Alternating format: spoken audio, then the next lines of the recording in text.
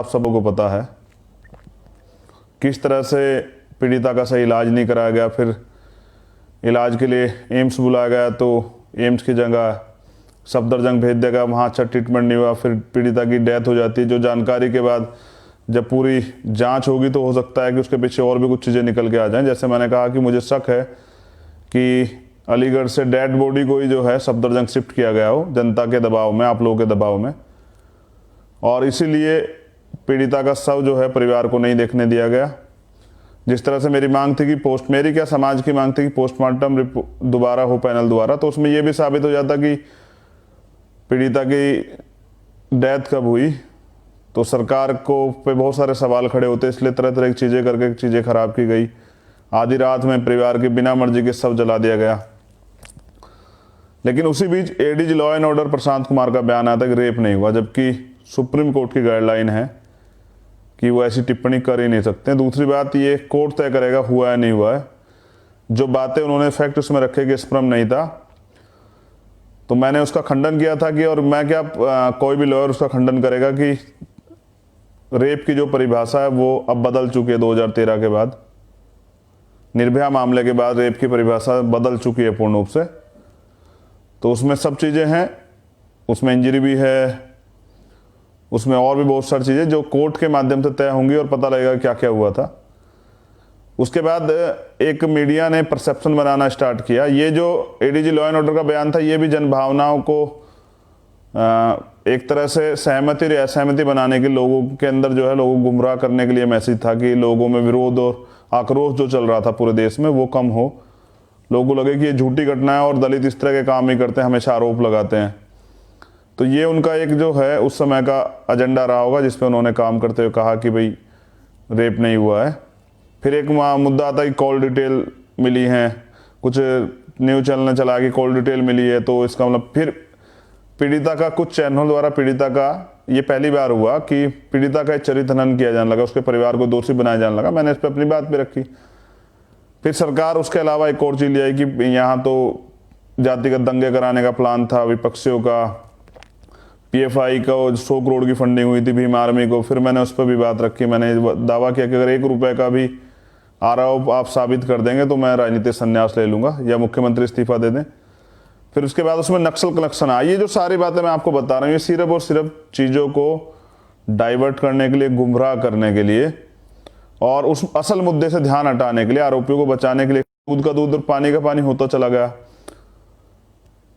असल में क्या था कि सरकार बलि का बकरा ढूंढ रही थी, जो उन्होंने पहले सबीरपुर मामले में भी ढूंढा, 2 अप्रैल में भी ढूंढा। वो बलि के बकरे ढूंढे किसके ऊपर ये सारा आरोप मंडकर सरकार जो है बच जाए और सरकार ये कहे कि देखिए ये सब चीज़ें जो हैं पहले से प्लांट थी, तैयार थी, सरकार के खिलाफ ऐसा माहौल बनाया जा रहा था। लेकिन सच ये है कि सरकार की नाकामी है। मैं और भी बहुत सारी बातें रखूँगा, लेकिन एक ज़रूरी सवाल जो मैंने आज किया है, मैंने मुख्यमंत्री को, उत्तर प्रदेश के मुख्यमंत्री को, ठाकुर अजय कुमार बिष्ट को एक पत्र लिखा है जिसमें मैंने उनसे सवाल किया है कि 2 घटनाओं का जिक्र किया है। जो एक घटना पहले हुई थी जिसमें मैं नाम नहीं लेना चाहता, लेकिन वो लखनऊ की घटना थी जिसमें जो काम करने वाले व्यक्ति थे वो एक एप्पल कंपनी में एक अधिकारी थे, रात में पुलिस द्वारा उनकी हत्या होती है। वो भी हमारी बहन थी। उस पीड़ित बहन को जो है 2 दिन में सरकारी नौकरी मिलती है, 40 लाख रुपए का मुआवजा मिलता है। लेकिन यहाँ देखिए इस घटना को लगभग 1 महीना बीत चुका है। थोड़ी देर में 14 तारीख हो जाएगी, 14 तारीख की घटना थी, लेकिन ना तो नौकरी दी गई, ना आर्थिक मदद की गई, ना ही जो मुख्यमंत्री ने दावा किया था कि भाई आवास दूंगा वो भी नहीं किया गया।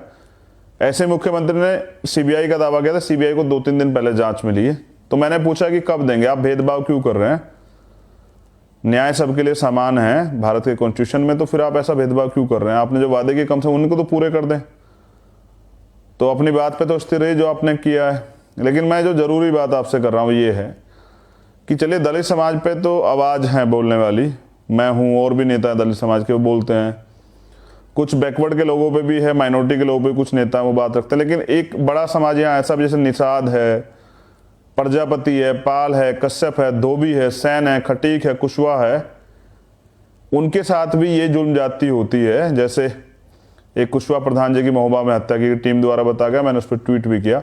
ये जो सारी जातियां और इसके अलावा कुछ अन्य जातियां जो आपके संज्ञान में नहीं है, उन पर भी मैं ये कहना चाहता कि उनके साथ भी जुल्म जाति लगातार होती है, उनको भी जातिवादी व्यवस्था का शिकार होना पड़ता है, लेकिन उनकी कोई आवाज़ नहीं उठाता। क्योंकि बहुजन समाज में हम लोग जन्मे हैं, बहुजन समाज के महापुरुषों के आंदोलन को चला रहे हैं, तो हमारी नैतिक जिम्मेदारी बनती है कि हम इस आवाज़ को उठाएं और कम से कम इन सभी समाज को सुरक्षित महसूस कराएं, उनके अधिकारों के लिए लड़ाई को लड़ें।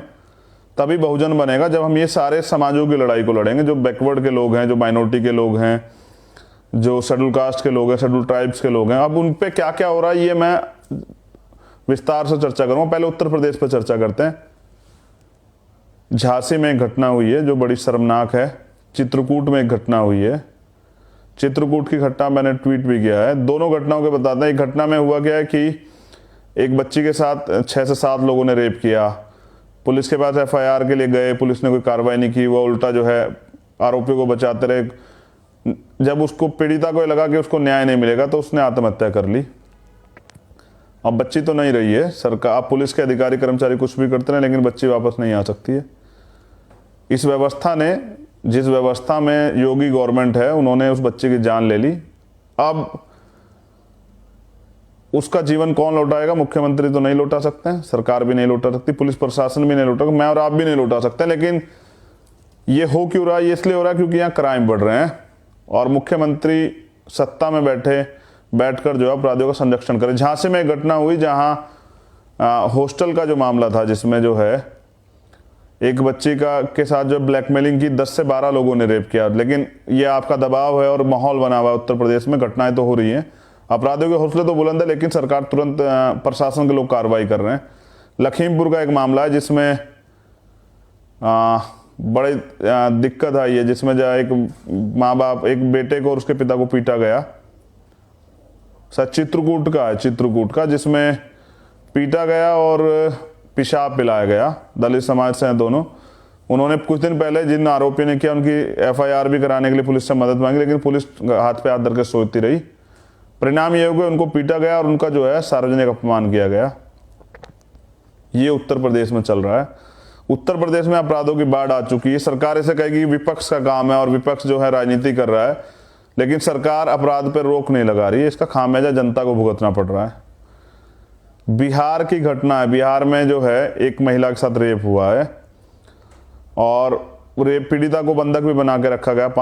6 से 7 लोग थे जिन्होंने रेप किया। एक उसके पीड़िता के जो बच्चा था उसको जो है उसकी भी हत्या कर दी गई। अभी एक खबर आई थी, मुझे कंफर्मेशन नहीं हुआ है, कि मोतिहारी में हॉस्टल में जो है, जो SC/ST का हॉस्टल है, उसमें हमला किया गया कुछ लोगों द्वारा, जिसमें 3 बच्चों को गोली लगी है। उनके हालात भी बहुत अच्छे नहीं है।